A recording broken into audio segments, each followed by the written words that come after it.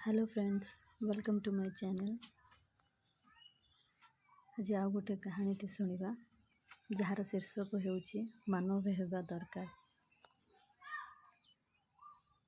पिला बेले शिखिथिलु सत्य कहिबाकु शिख, निजर भूल को मानिबाकु शिख, पर को मानिबा सहयोग करिबा ए हेउ मानव धर्मर मूल आश्रय।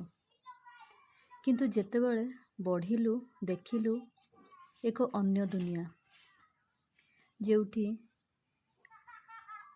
ठके जणे ओ अन्य जण सह,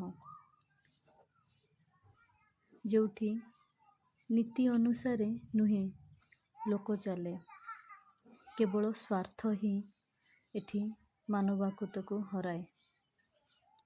मो पचारिली निजको मानवता केउठी गला, साहाज्यर हाथ बढ़ेला किए, माँ अन्य नथिबा पिला पाखरे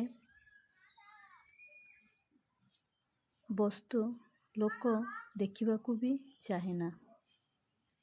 मानव हेबा केवल जन्म नुहे, मानवता रखिबा हेउछि से जन्मर उपरि अधिकार, जेउठी अन्य रुदे आमे हसु, से मानवता नुहे, से अंधकार।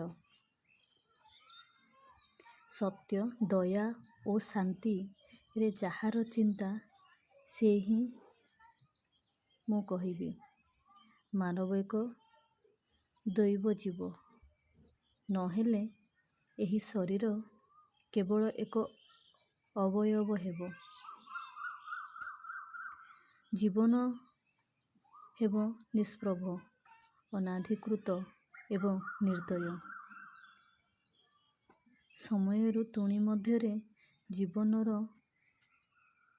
आशय मानव हेबा दरकार, प्रतिदिन प्रतिक्षण, कारण एही महत्तम धर्म ही आमर चिर स्मरण।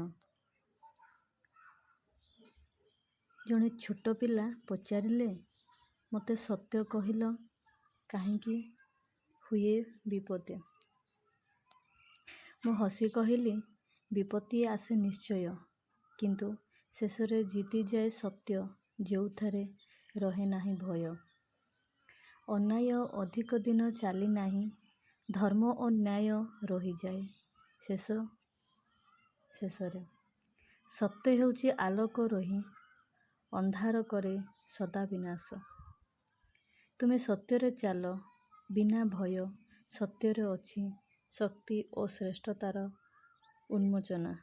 मनीष हेउ साहसी और सिद्ध्यदवंत, जीवन हेबो सेउठी सफल और पवित्र स्थान। आज एतिके, काले आउ थोड़ा आउ गोटे स्टोरी सहित आसीबे।